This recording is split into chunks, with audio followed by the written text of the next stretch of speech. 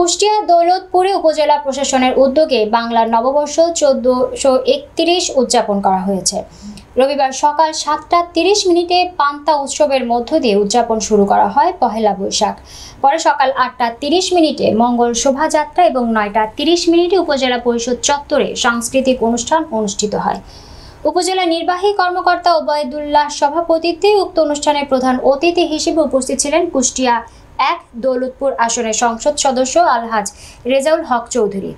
বিশেষ অতিথি হিসেবে উপস্থিত ছিলেন উপজেলা চেয়ারম্যান অ্যাডভোকেট এজাজ আহমেদ মামুন, উপজেলা ভাইস চেয়ারম্যান সোনালী খাতুন আলেয়া, বঙ্গবন্ধু সাংস্কৃতিক জোট কেন্দ্রীয় কমিটির সমাজ কল্যাণ বিষয়ক সম্পাদক মোতাসিম বিল্লাহ, মুক্তিযোদ্ধা কমান্ডার বীর মুক্তিযোদ্ধা সেকেন্দার আলী, অফিসার ইনচার্জ দৌলতপুর থানা রফিকুল ইসলাম, উপজেলা প্রকল্প বাস্তবায়ন কর্মকর্তা মোহাম্মদ আব্দুল হান্নান।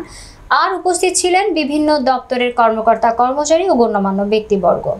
সাংস্কৃতিক অনুষ্ঠানে স্থানীয় শিলি পাড়া সঙ্গীত পরিবেশন করা হয়। উপজেলার সচেতন মানুষের দাবি, করোনা ভাইরাস সংক্রমণের পূর্বেও পরবর্তী সময়ে প্রতি বছর উপজেলার বিভিন্ন শ্রেণী ও পেশার মানুষের অংশগ্রহণে বাঙালি প্রাণের উৎসব পহেলা বৈশাখ জাঁকজমকপূর্ণভাবে উদযাপিত হলেও এই বছরই প্রথম উপজেলা প্রশাসনের সমন্বয়হীনতার কারণে অনুষ্ঠানটি অবহেলার মধ্য দিয়ে এলোমেলোভাবে শেষ হয়।